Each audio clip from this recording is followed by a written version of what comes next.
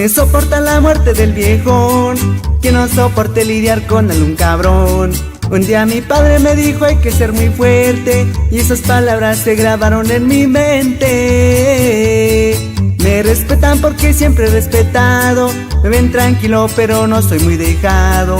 Yo no estoy para andar entregando cuentas, ni mucho menos para enredarme en problemas.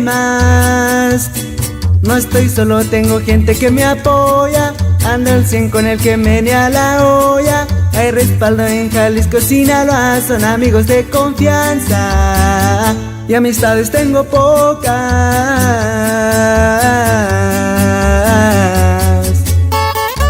Y claro, con esto mandamos saludo al equipo Marrayuevi. Hasta Molquita nos vamos, y puro familia Guzmán. Lema, lema, lema, lema. Record.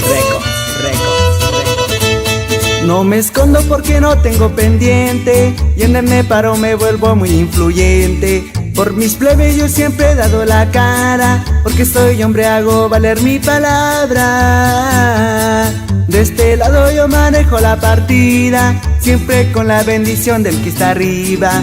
No me gustan las armas ni la violencia, MC Esquina, mi general de marina.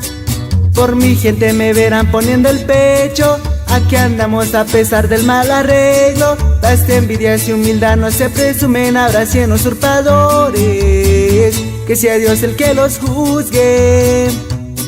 Ya lo han visto, me he caído y levantado, no presumo ni tampoco me le rajo. Habrá 100 usurpadores y malinches y se esperan cosas peores, la misma Biblia lo dice.